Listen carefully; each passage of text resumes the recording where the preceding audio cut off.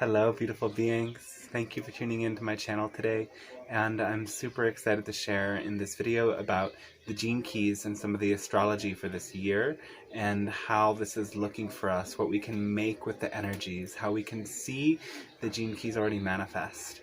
And I made a video about last week about gene key 61, which we're facing a lot of this year, and this video is going to focus more on gene key 60, number 60, which is the shadow of limitation, the gift of realism, and the city of justice. So these gene keys together form the ring of Gaia with gene key number 19.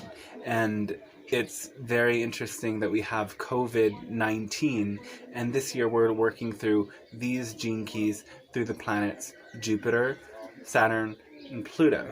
Now, Saturn has already moved into gene key 60 and will eventually go retrograde.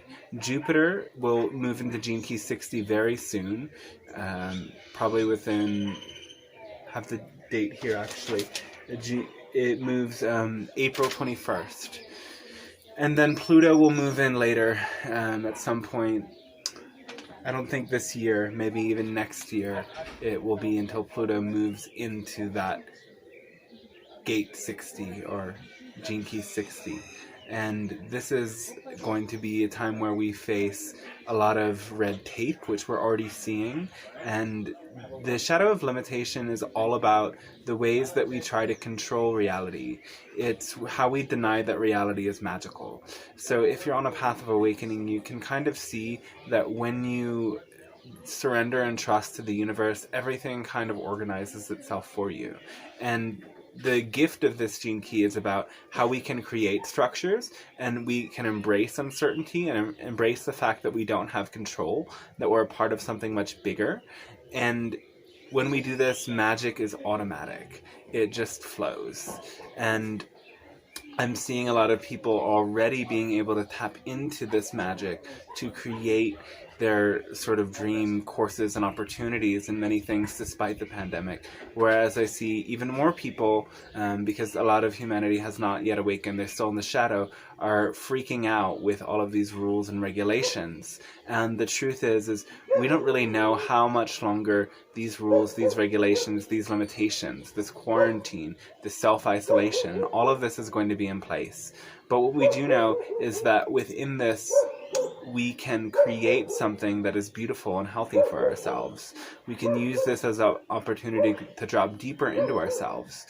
Yet people get very caught up because the programming partner of this limitation and realism is distraction and enrichment, right? So I forget which number this gene key is. Distraction, enrichment. Number 56, the city is intoxication, and this is a sort of divine intoxication where we let the love fully in, where we take full nourishment in.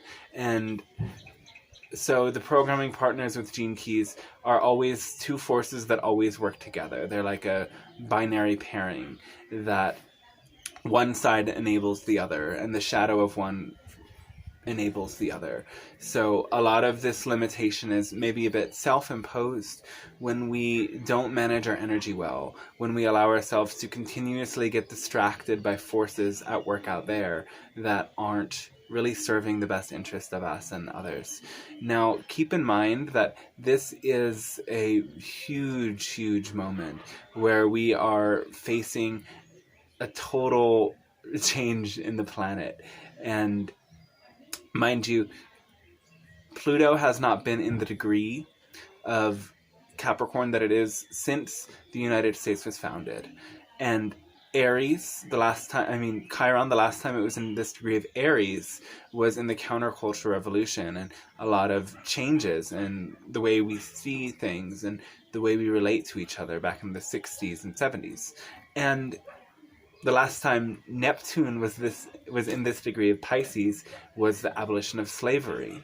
So this is really a big time where we're confronted with how do we embrace personal freedom, and how do these structures that we have lived with turn into something new.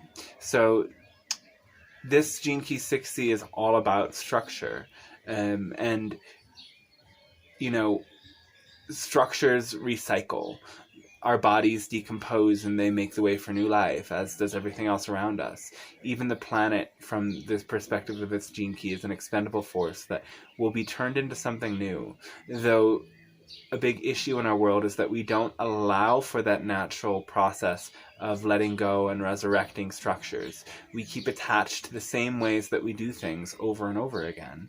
And we're sort of programmed into this, that, you know, if we were naturally living the way that we really wanted to from a child, we wouldn't be sitting in desks and doing this stuff all the time. We'd be going out and playing and letting ourselves live from our bodies rather than from the mind. And so we need to allow ourselves to let the old structures go. And we're going to be spending a lot of time within this gene key. So we're going to retrograde back into gene key 61 with Jupiter and Saturn for some period of time, and Pluto will still be in that gene key 61. And eventually it will all come back into gene key 60 in 2020 when Jupiter and Saturn align in 1 degree Aquarius. So that is going to be a really pivotal window that can symbolize for us the entry into this Aquarian age. Though we have to kind of allow it and lay the foundation for it. So one thing that Gene Key 60 speaks about in the awakening of humanity is that we are transmuting the structures that oppressed into something new. So one of the most limiting structures that we face is money. And now one thing we're seeing with some planets already in this Gene Key 60 is we're reevaluating money. People are getting the first inklings of a universal income and stipends and, you know, whatever they call it in the US, like, forget the term for it, but they're boosting the economy by supporting everybody.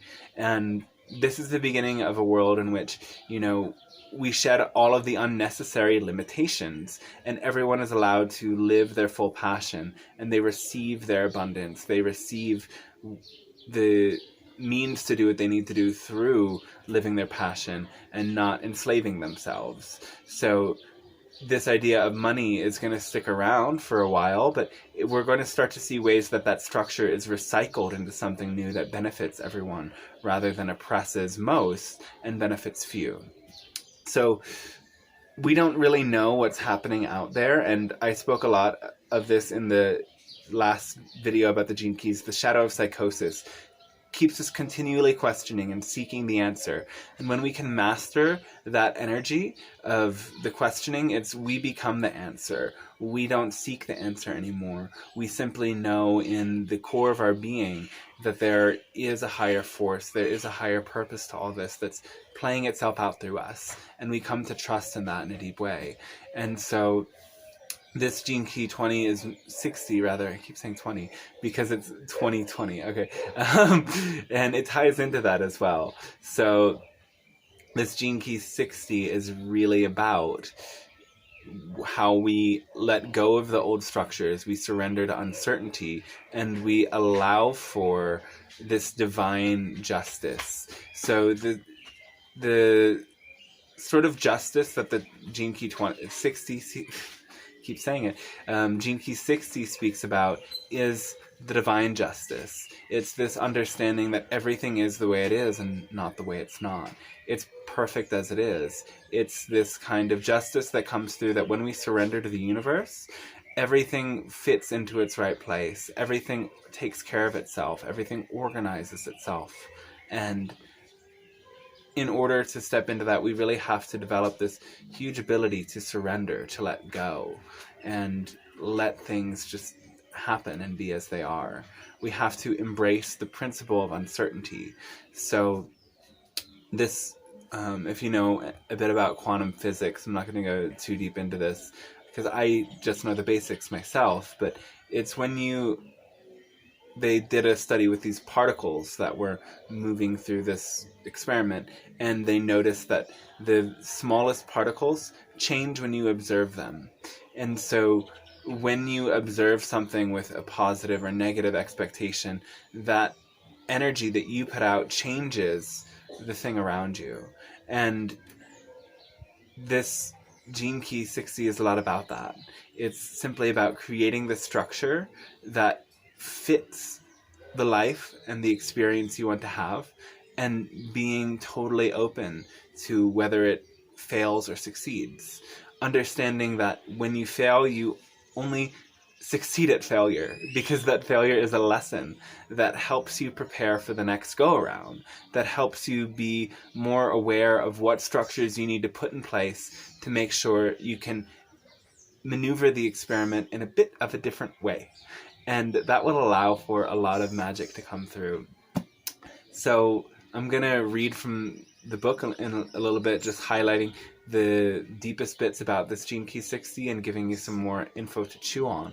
Though I also want to talk about some of the other gene keys that are kind of really active in the outer planets right now. So we do have Uranus, that's right now in the Gene Key 27. That's the shadow of selfishness, the gift of altruism, and the city of selflessness. And this is another sort of a Christ consciousness energy, you could say, in a way, because it's concerning this pathway that we unlock when we realize, when we give ourselves over to the bigger picture, when we surrender and we serve others, that we actually receive more ourselves. And so the distorted frequency that a lot of people live by, and that even in a way we're encouraged to learn when we only see through the rational, logical, scientific means, is that, oh, my well-being is the most important, and I just have to take care of me. And this is not holistic in any way. It doesn't consider the bigger picture. But a lot of people allow fear to keep them in that blinders, where they're not thinking of the bigger picture. They're just taking for themselves. And you know, in one sense, you can amass more, but when you cut yourself off from others, you cut yourself off from a greater force that is love. And the awakening of the selflessness is in realizing, when I am so connected to everything, when I feel myself a part of everything, the more that I give, the more that I receive. The more that I give, the more that I realize my oneness with something bigger, and the more through that I experience love. And that is something that's awakening in people. And of course, both the shadow and the gift are amplified. Though we'll be seeing in this time a lot more big examples of altruism coming through. And we'll also be seeing those who are seeking more self-ishly, and we'll be able to see the difference much more clearly, because that's a lot about what 2020 is about, is having 2020 vision, to have that clear discernment of what frequency people are on. And I feel like before all of this coronavirus stuff happened, you know,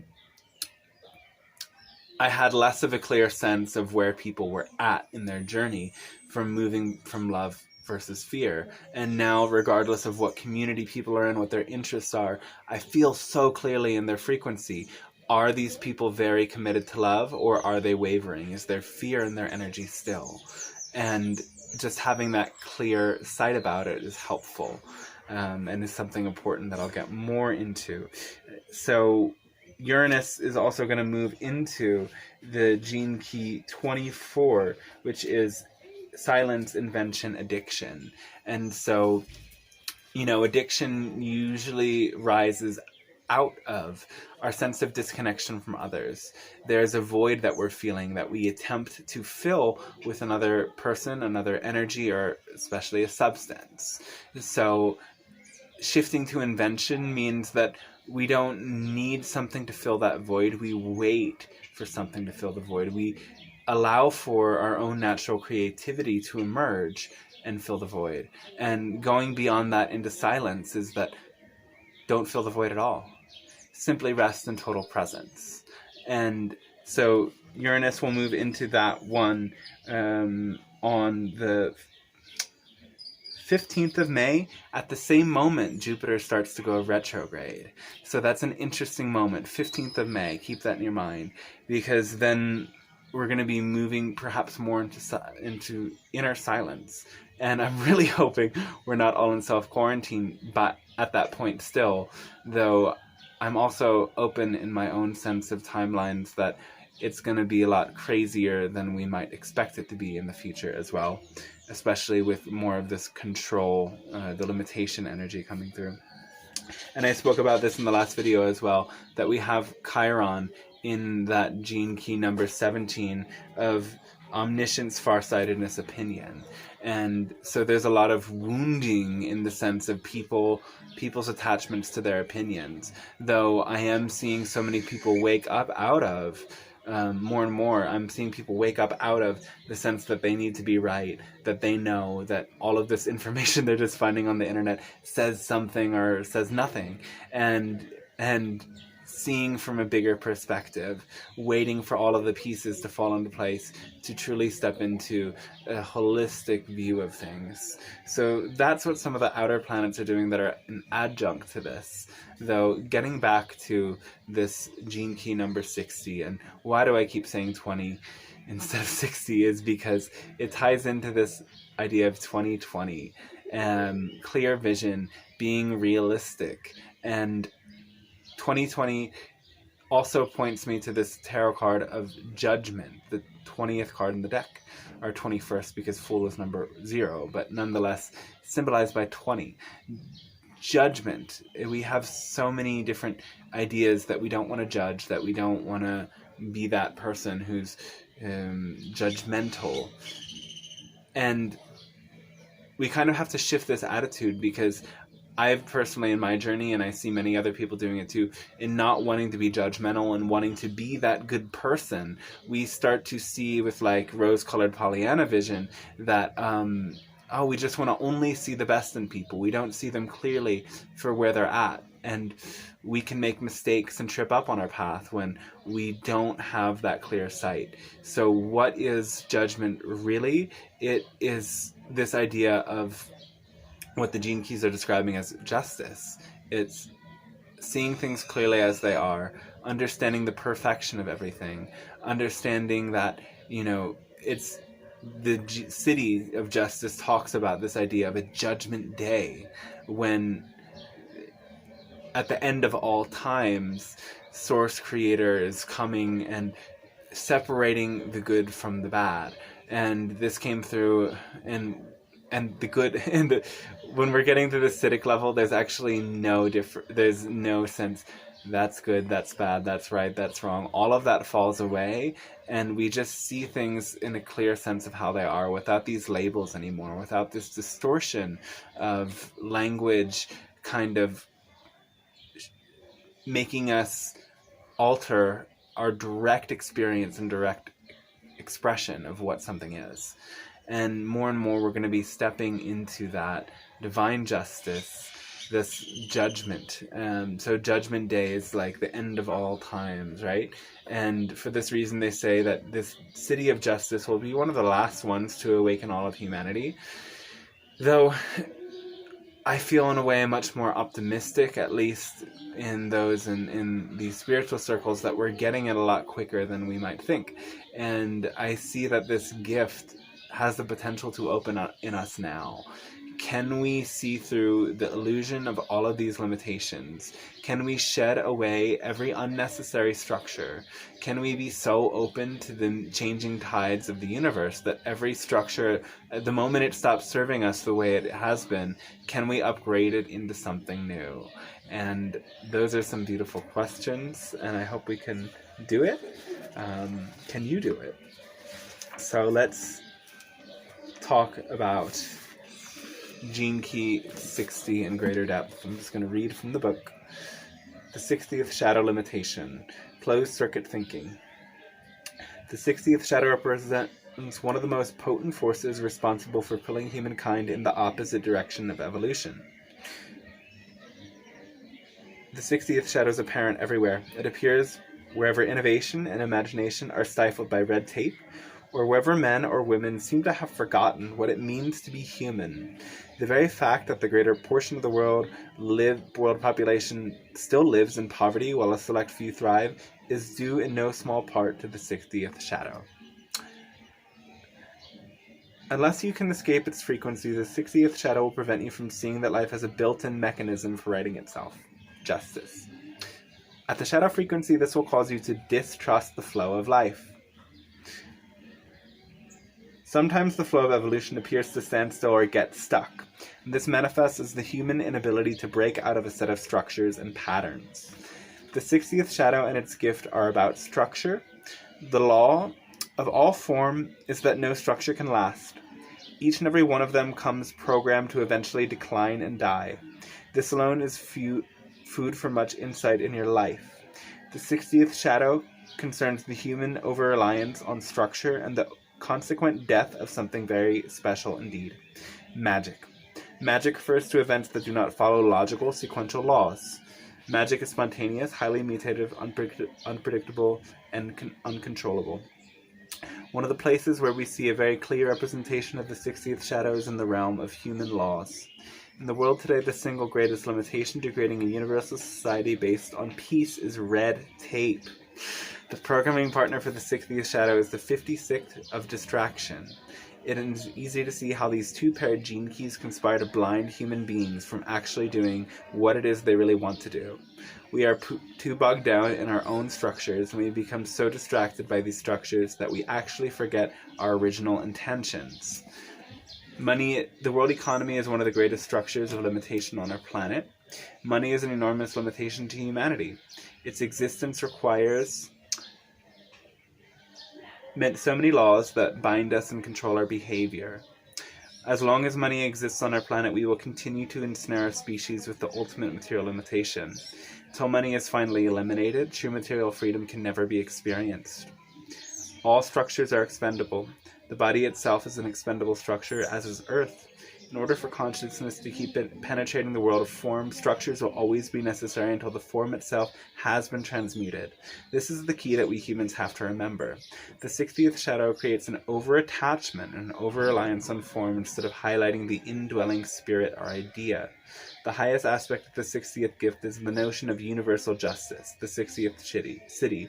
You can precisely see what happens when man tries to escape this beautiful concept in a material structure, how easily it becomes perverted, and how frequently it gets bogged down in legal small print.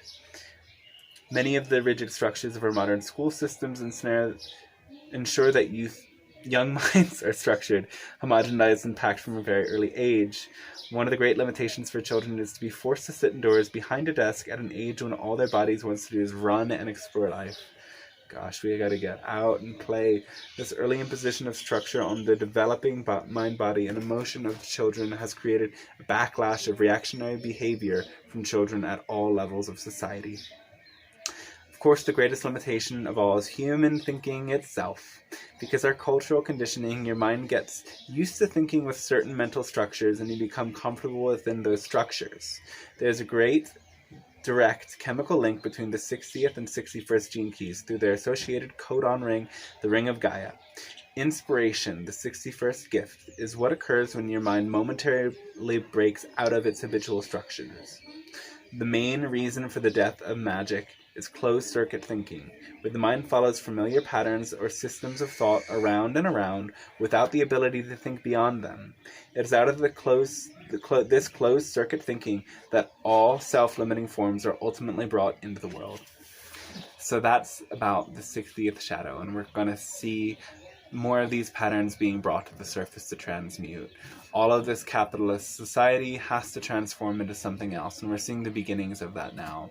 And, again, with the Aries return from that hippies moment, there is going to be this rebellious spirit that asks people to step forward. Though what higher beings are saying and what I personally see and feel is that this same rebellious attitude, like, screw you, we're going to yell and scream and so that old reactionary pattern is not really going to be sustainable in the world, and it's just going to create more restrictions and reactions from the forces that are attempting to enforce these closed-circuit thinking patterns onto us, and we have to learn to break free from them. So the more that you can see yourself in these closed-circuit thinking, I have to do this in order to get there, I have to go through this financial thing and that legal thing and play that game, the sooner you can find a way out of that, the better. And freeing yourself to just create in your own way. And I made a post the other day encouraging everyone, like, if you are free from a job that you've hated because of this quarantine, how about you take this moment to promise yourself you're never going to do anything that you don't totally love ever again?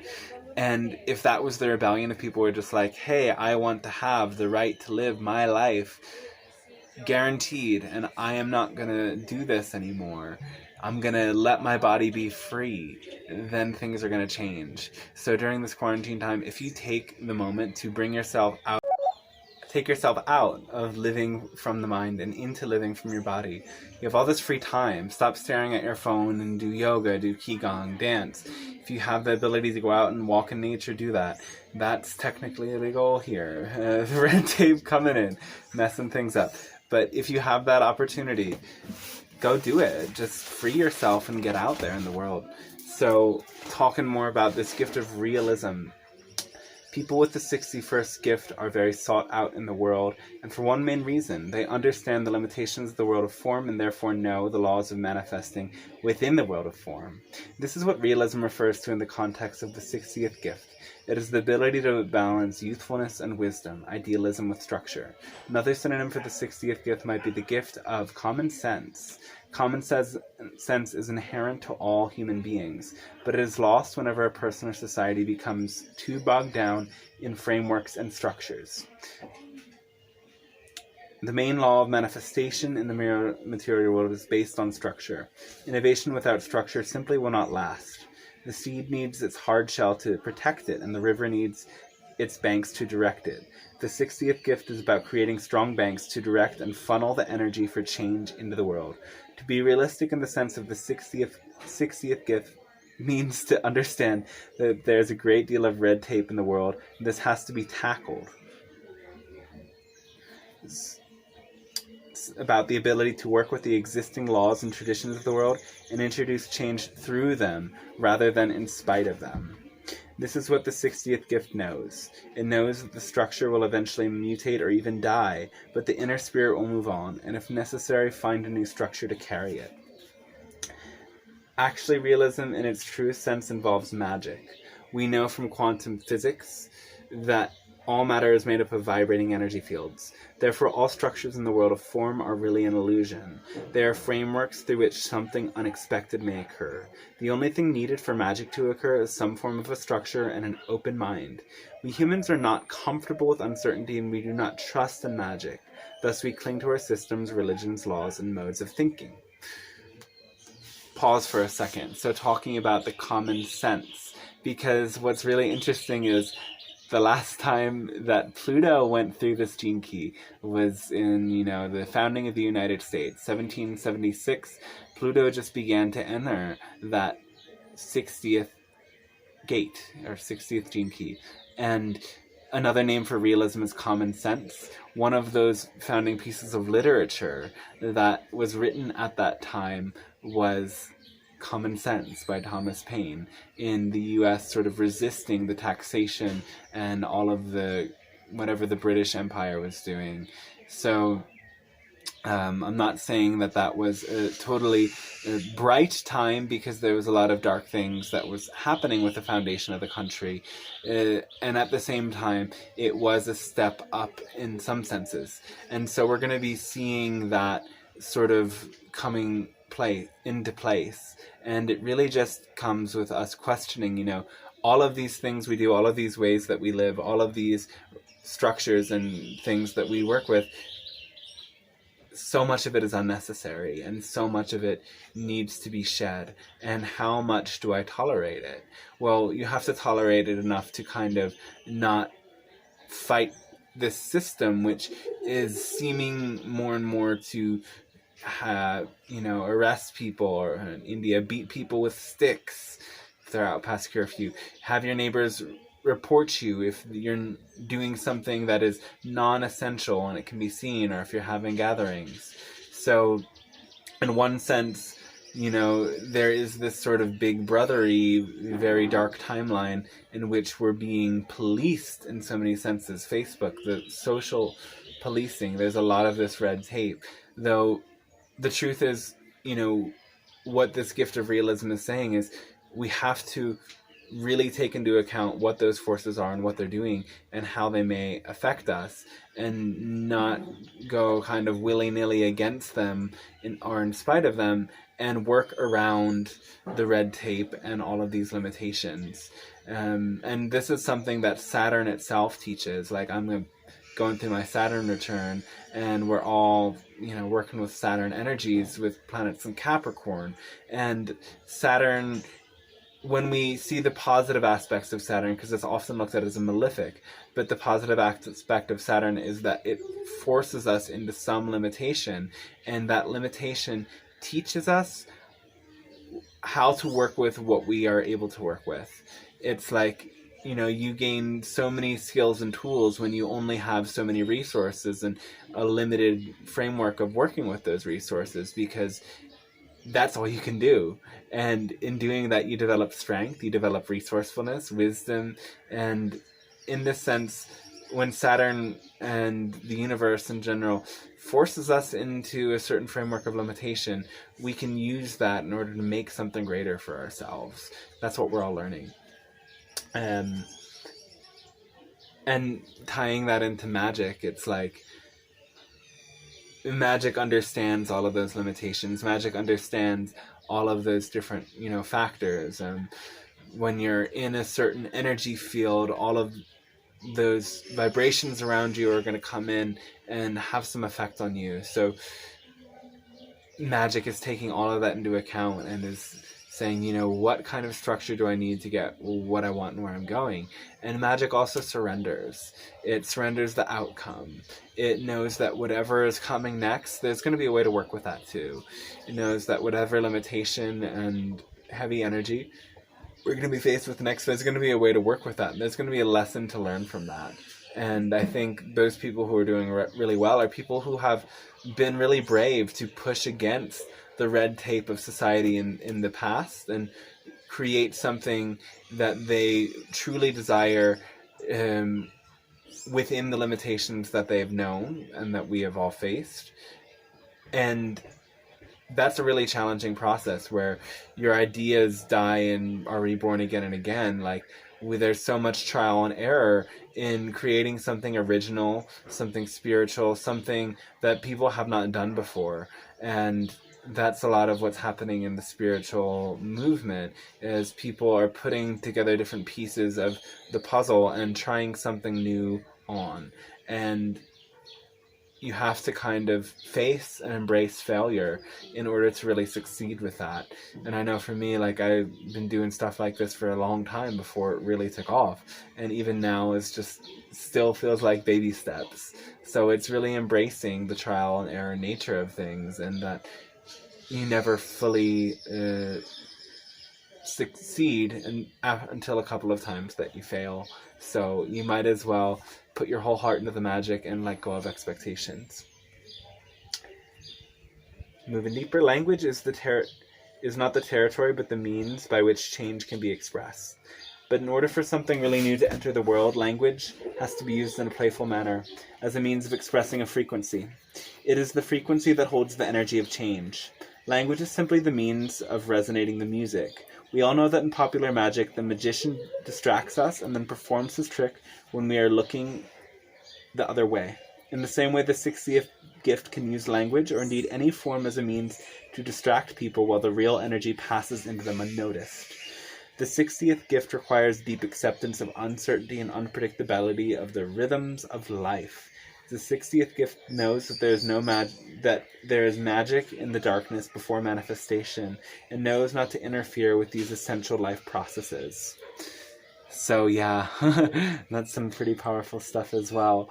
Working with language, and there's a lot of language out there that is distracting us in the negative sense, that they're filling us with all of these conspiracy theory ideas, and of course some of that is probably valid and true, but there's also an aspect of what the information coming through, especially with the news and mainstream media, that generates hysteria. And it's that energy that keeps us ensnared in the limitations rather than seeing something bigger. So playing with language, can you play with those around you? Can you play with your posts to kind of lighten the mood and lighten the energy? And some people have even been like critical of like, oh, you're not taking this seriously enough, you're just way too optimistic. And that kind of energy, it loosens the hold of the negative structures that ensnare people, and it really wakes people up to this kind of cosmic perspective that's so challenging to the human, that, you know, everything is reborn, everything is renewed. It doesn't matter if you live or if you die. From the universe's perspective, all energy is just moving into a new cycle. And I always shift that attitude. Like, some game I play with myself, if I really get into a negative loop, is I play out my thought process until the very end, and it takes me to something like death or loss or embarrassment, that I just have to accept the possibility of that. And if you can really accept the worst case scenario, you learn about yourself, and you let go of a deep layer of resistance that allows you to embrace everything. And then from that you can play, and it's really just allowing a higher frequency to move through, in a way, distracting people from the negativity and distracting people from the fear, even if it's just for a moment, and bringing them into this sort of cosmic sense of wonder. Whenever you can shift into wonder, there's magic at work. And wonder is like the most beautiful anticipation you can have. So release specific expectations of what's going to happen and relax into wonder for the whole big joke, and things will work out in miraculous ways. I'm kind of mixed in the sense that this could turn over really quickly, or we could face another year or several years of Big Brother energy, where things are really enforced upon us. Though even within that, I anticipate joy, wonder, and magic, because I know how to create that in my internal experience. And if you want to talk more specifically about that, hit me up, because that's kind of what I do, is I really help people to create in their own internal life the sense of joy, wonder, and growth and connection to something much bigger. We're going to tie into that even more. So again, this line, 60th gift knows there's magic in the darkness before manifestation, and knows not to interfere with these essential life processes. And this is also something, like I was just saying, that we may face, is that if the darkness gets bigger, it's just the shit show before the light brigade shows up. And I can feel the presence of the light, and I can feel the darkness that is arising. And Bashar has this metaphor of a slingshot, that the quickest way to go forward in the light is if you pull yourself back deep into darkness, and then allow yourself, like a slingshot, to fly forward. The deeper you go back into darkness, the faster and further you fly into the light. And that's what, in a way, we're doing collectively. And I've seen some people saying in different posts, like, I wanted to see when the end of Kali Yuga was, and some say it's not for another couple thousand years, but I did see several that said 2025 is the end of Kali Yuga. The gene keys and other sources say 2027 is the beginning of a giant shift in the genetic matrix of humanity that sends us all up to a higher frequency. And what Bashar says between 2027 and 2040 is when open contact will be made available to all, where this information will be released that there's extraterrestrial life, and we will see it. And the beginnings of all of these shifts are happening right now, and those of us who are laying the foundation and living in love get to taste it first. So hop on board if you haven't already. Now we're talking about the Ring of Gaia. The Ring of Gaia prevents or allows awareness to move between all of the different life forms on our planet. The 19th gene key, with its gift of sensitivity, has the potential to open up a higher genetic functioning in human beings that will allow us to directly experience what it is like to live inside of another creature. At the height of its sensitivity, this codon allows all Earth life, both sentient and inanimate, to experience its quantum unity. The 60th and 61st gifts, gene keys, and their gifts of realism and inspiration hold deep secrets concerning the planet and our role within its organic structure. The 60th gene key represents the pure material density of the form of Gaia herself, whereas the 61st gene key points to the magic deeply embedded within the heart of the Earth. It is the responsibility and great privilege of humanity to be the outermost peak of the awareness of Gaia. We are her ears and eyes. We are her very mind. Everything of true value is hidden inside form, inside your body, inside the ferrous core of the planet, inside the vibrating fabric of your inner being. It is all rooted inwardly. This is why humankind must discover inner space, why you must turn inward for inspiration. All the answers to all our problems and challenges are hidden in the creatures and structures of nature, and all of those structures and creatures are embedded in microcosmic forms inside every molecule of our DNA. Common sense is not in opposition to magic. It is common sense to remain open-minded to everything in the universe, because everything has at its core the same wondrous light. That's so beautiful, and that's so special, and it really is, makes me want to just stare at the tree here. That's one of my favorite things to do, is sit next to a tree or stare at the plants and feel that connection of that earth energy rising up. And even if you are quarantined and you can't go outside, you can take that earth energy rising up into your body and allow it to just awaken and transform you. And through this, you know, we're moving through these gene keys again, 60, back into 61, back into 60. COVID-19, the whole ring of Gaia is active, and it is bringing us to feel our interconnectedness with everything. And it is ironically through disconnecting us from each other that more and more people are tapping into this greater connection of everything, that people are starting to value their connection more. And it is one of these ironic, weird things about the universe, is that sometimes if you're taking something for granted or not fully taking in all of the love and magic that's there for you, you have to lose it temporarily. And I think humanity as a whole has come to devalue the power and significance of relationships and gatherings, and instead, you know, place the emphasis on money. And I can see even within the spiritual community, people get less focused on creating good spaces and more focused on how they make money doing this or that. And all of that is changing very powerfully. And this, again, this 19th gene key, just tapping into it briefly, is codependency, sensitivity, sacrifice. It's another gene key that takes us out of the small self into the big self, showing us when we give ourselves over to something bigger, we receive more. And so on top of all of this ring of Gaia is churning. So the sensitivity is coming out in us as well. We're shifting ourselves from, you know, focusing only on our needs and taking that from another in a codependent way, and being so sensitive so that we feel naturally the give and take. We feel the need of the other. We feel the need of the planet. We feel the need of the trees. We feel the need of the environment. And that sensitivity starts to tap us into feeling the collective energy more and more. And so many intuitives and energy people, we're all tapping into this collective energy. This is my using this structured thing, very much alignment with the gift of realism, in order to intuitively share what I'm tapping into from the collective. And we can all do this, and soon we won't even need the words for it, because we're all just going to be so tapped into this collective matrix that we can feel everything that's moving through humanity. 60th City of Justice. This one's a doozy. Let's see. At the gift level, there's an intellectual understanding that these laws are not quite what they seem, reflected in the modern scientific view of quantum physics, that there appears to be a force operating outside the laws governing physical reality.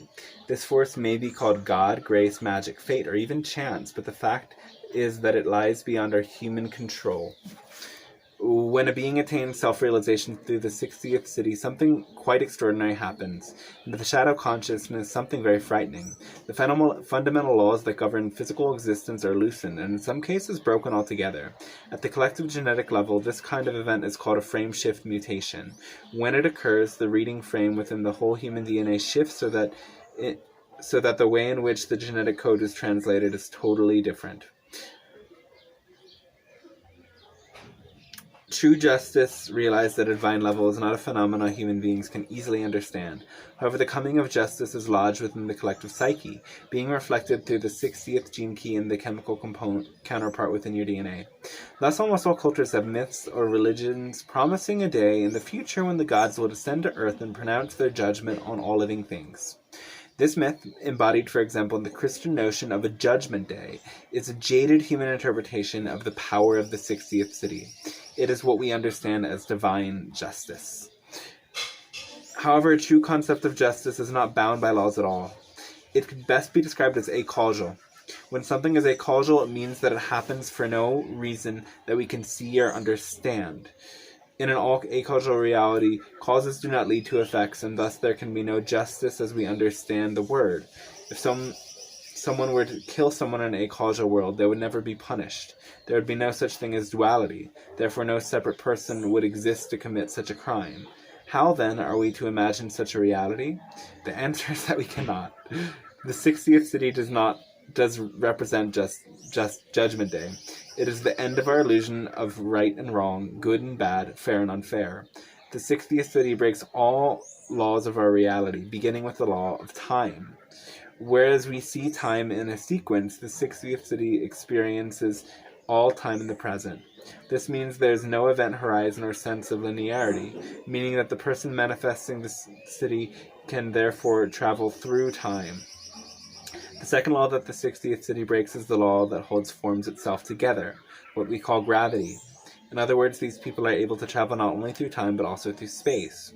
The laws of gravity that hold atoms together and maintain order within our cosmos are completely smashed by the cities.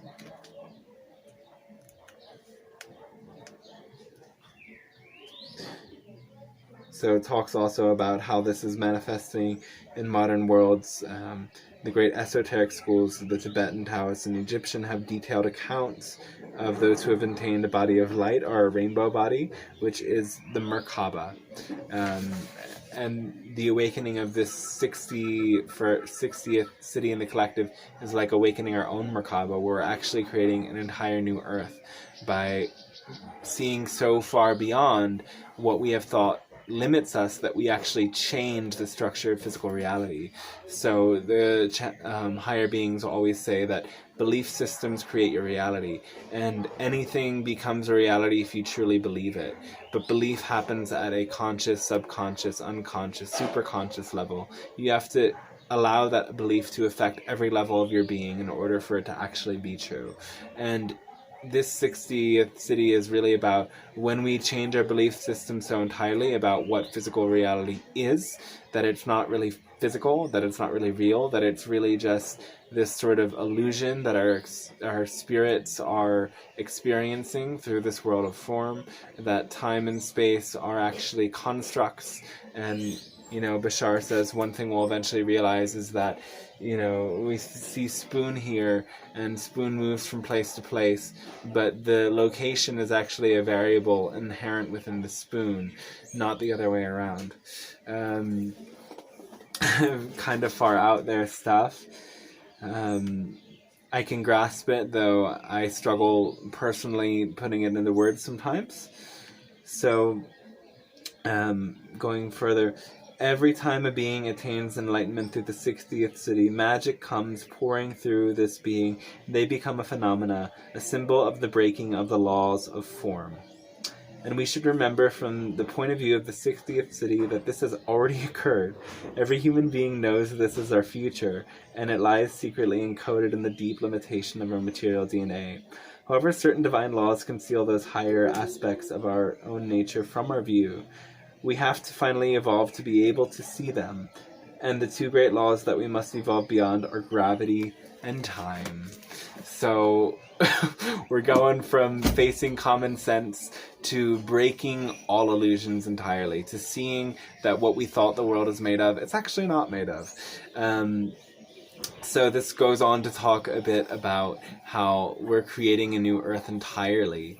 And this is a collective frame shift mutation in which we are all ascending into a non-physical Earth. So on my channel I usually talk about, I'm usually channeling extraterrestrials who talk about this ascension and the things that come along with it, and going very deep into this, into our idea of the future, because we're able to tap into, the future has already happened from this higher being's perspective, and we interbreed with these other races that were created from a mutant variety of humans in a different parallel reality of Earth.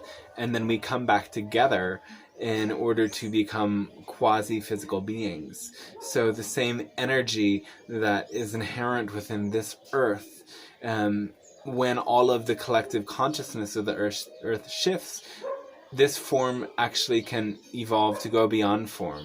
And what is now physical becomes quasi-physical and eventually non-physical until we're just spirits out there floating through reality. And so the manifestation of this city is pretty intense to get to, though there are stories in so many traditions. Like there's the book talks about Babaji in Paramahansa Yogananda's book, Autobiography of a Yogi, and others talk about this figure as well. Babaji was able to just manifest whenever and wherever he wants to manifest. And there's other talk about bilocation. Some people are able to do that, and yogis in old times have been able to do that. And even like in other works, like for example Tom Kenyon, in one of his books he talks about going to some ashram that's on an island, and the people in the ashram are able to teleport from island to island. He finds evidence to support that.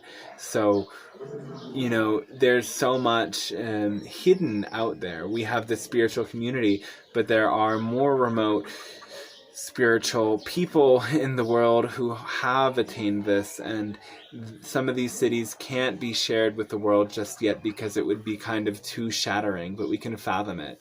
And even, you know, we can get glimpses of this sort of thing by doing it on an astral level. For example, astral bilocation. If you practice guided meditations like past life or parallel life regression, progression, whatever you call it, that's an example of a sort of astral bilocation where you're going beyond time and space.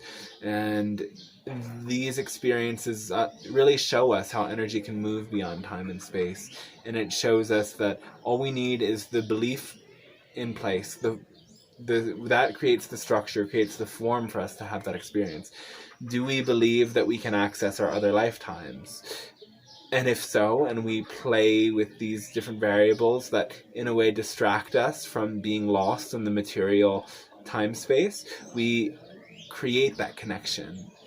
And that is something that awakens great powers in us, because we all as souls are part of a greater oversoul, connected to so many different soul aspects. And when we can tap into soul aspects from our oversoul that are already enlightened, that have these cities, we can make that psychic connection and transference. Those energies and those powers become embodied within us. And that is a big part of how the awakening is taking place. So, I think there's just been a lot of downloads in this for different people. It may not have flowed such a logical linear structure, but I think that is very much in alignment with the city of justice and this gift of realism. And I hope this awakens within you that gift of common sense to be able to really say when something is illogical and something is unnecessary, that you want to shed that form and transform it into something new, and know that eventually we're shedding the form of our physical earth reality and our bodies entirely. So allow that remembrance to bring you again and again to a state of total surrender, and magic will happen. Whew, okay, thank you for tuning into this video. It's quite a long one, but I feel like it's just been really powerful for me to sit with this 60th gene key for actually a week. I did make a 60th gene key video right after I made the 61st gene key video, because eventually I wanted to talk about both these things in one video, and I realized that they're really big concepts, and I just kept getting bogged down by feeling like my talk about the 60th gene key wasn't good enough. So I would read it again and I would contemplate, and I would see how this plays out in the world and in my process, and finally get to a point where it's like, okay, 60th gene key, we've got this, and I have a lot to say about this. And the 60th gene key actually is my attractor sphere. So it's something powerful in my life. It's something that I'm powerfully attracted to, is realism. When something feels really real and not so woo-woo, which people might think is kind of funny for me as a channeler. Like, a lot of people have that idea the channeling is so woo-woo, but for me, it's like a legit manifestation of telepathy and what happens when we become very, very sensitive. So I kind of have like an inner like woo-woo radar that I'm like, this this shit's like too far out there. There's no structure. And on the flip side, I'm also really, really repelled, right? Attractor sphere, repelled by people who are deep in that red tape and deep in those limitations. And having been a part of like, you know, Kundalini yoga and some other more structured spiritual groups, I've really seen how rigid and regimented and how much that destroys magic when we attempt to fit ourselves into this framework that we didn't develop ourselves with all of these rules that are unnecessary. So these gifts have really developed naturally through me in beautiful ways, and I love the gift of realism because it is not so far off from idealism when we see it from this more enlightened perspective that is shared within the gene keys. Okay,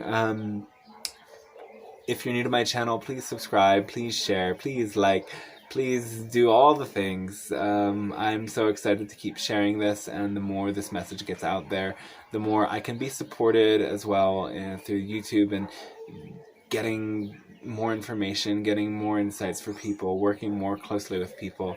And that is what I do. I offer channeling sessions, I offer one-to-one healing and guidance, and I'm also offering a channeling course and a program for people to work with me on a weekly or even monthly basis in the channeling course, or in the sort of more direct one-to-one program. We can work weekly or bi-weekly together to really examine some patterns and clear out those limitations, to transform the old structures in your mind, like we're talking about with this gene key, into new structures that allow you to see from a higher perspective and allow you to free your creativity, free your expression, and be a powerful light worker, be a powerful servant in the world today, and experience love and joy through that.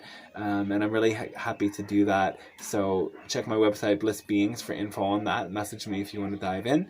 And if you have any questions about that, or if you have questions that you would like me to elaborate upon in a YouTube video, please do. I would be so happy to do it, and I just want to reach people in the way that they need that love and support. So shoot me your questions. I love you, and I'm sending you blessings and magic on this day. Ciao for now.